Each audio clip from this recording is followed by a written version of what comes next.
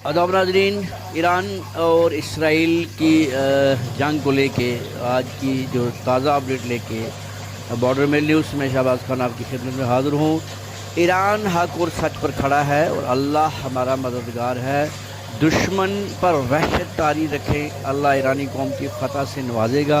ये कहना है ईरान के सदर आयतुल्लाह खमेनी का। कल कौम से ख़िताब करते हुए उन्होंने कहा कि इसराइल और अमेरिका मुझे मारना चाहते हैं और यहाँ अपनी मर्ज़ी की कठपुतली जो है वो रजीम चेंज करके अपनी इस ऐसी सरकार बनाना चाहते हैं और अपनी मर्ज़ी की हुकूमत ईरान में चाहते हैं जो उनकी कठपुतली बने।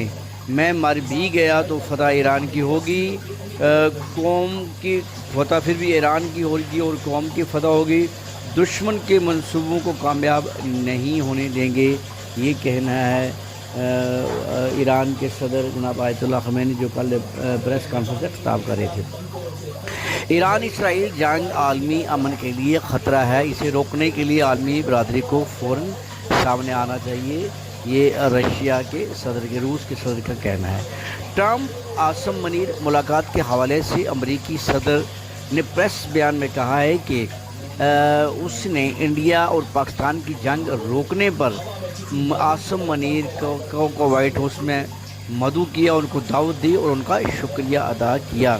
जबकि इंडिया के प्राइम मिनिस्टर जनाब नरेंद्र भाई मोदी पहले ही वाज़ह कर चुके हैं कि इस जंग बंदी में अमेरिका का कोई रोल नहीं है।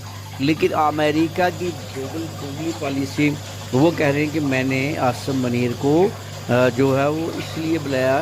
2 घंटे जो इनकी मुलाकात रही, क्या ये 2 घंटे मुलाकात सिर्फ शुक्रिया के लिए रही?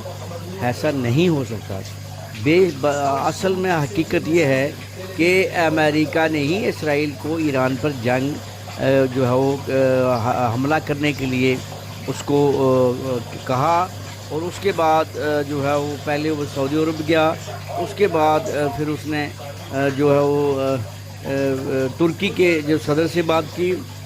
और सऊदी अरब और तुर्की मैंने पहले ही कहा कि वो पहले ही चाहते हैं, क्योंकि ईरान एक ऐसा आलमी मुल्क है जो असूलों पर कायम है और जहाँ ये जिस किस्म के हालात बाकी मुल्कों में हैं वो वहाँ नहीं हैं। वो एक खुददार मुल्क है और उस मुल्क को ये पसंद नहीं करते, ना सऊदी अरब, ना तुर्की और ना दूसरे इस्लामी मुल्क। इसलिए जो है वो ट्रंप ने जो 2 घंटे इसकी बात हुई, क्योंकि ट्रंप को पता है कि अब ईरान रुकने वाला नहीं है।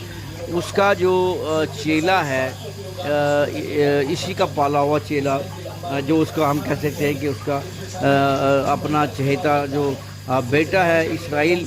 अब देखा कि इसराइल की तबाही हो रही है और ट्रंप के कहने पर ईरान नहीं माना, इसलिए उसने जो आसम मनीर को जो बुलाया और 2 घंटे गुफ्तगू की। और जाहिर सी बात है उसको यही कहा होगा कि आप जो है वो ईरान को मनाओ कि वो सरेंडर करे या इसमें जंग बंदी में कोई मदद करो।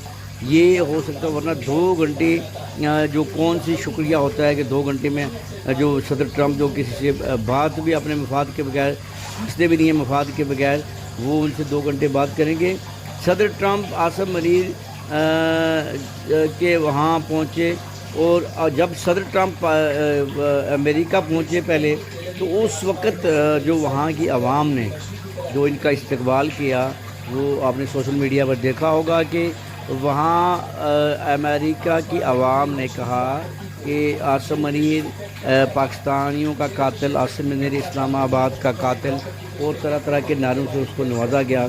लेकिन क्या वजूहात हैं कि ट्रंप और इसके दरमियान 2 घंटे की मुलाकात रही और उनको वाइट हाउस में मदऊ किया गया। उसके बाद आके वहाँ जो वाइट हाउस का जो बाग है वहाँ प्रेस कॉन्फ्रेंस दी गई और वहाँ प्रेस वालों को ये कहा गया कि हमने आसम मनीर का शुक्रिया अदा किया जो उसने ये इंडिया और पाकिस्तान में जंग बंदी करने में जो है मदद की। Iran will never surrender Ayatollah Khamenei. Ayatollah Khamenei ने कहा कि ईरान कभी भी सरेंडर नहीं करेगा। اسرائیل پہ ایران کے پے در پے حملوں میں تل ابیب کی ملٹری انٹیلیجنس اور اسٹاک اسٹینڈ وغیرہ کو، اس کے علاوہ حیفا شہر، یروشلم اور بہت سارے شہروں کی تباہی ہوئی ہے، لیکن تل ابیب جو سب سے اہم مرکز ہے اسرائیل کا، جس میں تمام ڈیفنس کیڈے ہیں، تمام اس کی امپورٹنٹ جو ہے وہ سیکیورٹی ہے، موساد کے آفس ہیں، اور یہ بتایا جا رہا ہے کہ جو اسرائیل کی راجدھانی تل ابیب جو ہے وہ اس کو آہستہ آہستہ خنڈرات میں جو ہے وہ تبدیل ہوتی نظر آ رہی ہے۔ یہ تھی جو ہے وہ آج کی ایران اور اسرائیل کو لے کے چند جو اہم جو ہمارے پاس فیڈ بیک تھی وہ ہم نے آپ سے شیئر کی۔ پھر بعد دوپہر جو بھی ہمارے پاس فیڈ بیک آئے گی ان کی جنگ کو لے کے ہم آپ کے پاس لے کے پھر حاضر ہوں گے، تب تک اجازت دیجیے، خدا حافظ۔ یہ بات قابل غور ہے کہ اس سے پہلے امریکہ نے لگ بھگ 35 ممالک پر بمباری کر کے اپنی دادا گیری اور غنڈہ گردی کی ہے۔ اس وقت عالمی میڈیا ایران کی جوابی کارروائی کی کھل کے مذمت کر رہی ہیں، مگر خود امریکہ نے جو اس سے پہلے 35 ممالک پر اپنے حملے کر کے جارحیت کا ثبوت دیا، اس کا ذکر نہیں ہو رہا ہے۔ یہ فہرست میڈیا اور امریکہ کے دوہرے اسٹینڈرڈ کو بے نقاب کرتی ہے۔ بین الاقوامی قانون اور انسانی حقوق کی خلاف ورزیوں کیا امریکہ پر لاگو نہیں ہوتے؟ جب ایران نے اپنے تحفظ کے لیے جوابی حملہ کیا تو عالمی برادری نے اسے دنیا کے لیے خطرہ قرار دیا، جبکہ سب سے بڑا خطرہ جو دنیا کے لیے ہے وہ ہے امریکہ۔ جنگ روم کے بعد امریکہ نے لگ بھگ 35 ممالک پر وحشیانہ بمباری کی۔ چین کا یہ موقف ہے کہ امریکہ کسی بھی اخلاقی مقام سے دوسرے پر انگلی نہیں اٹھا سکتا، جو خود قاتل ہو جج بن کر فیصلہ نہیں سنا سکتا۔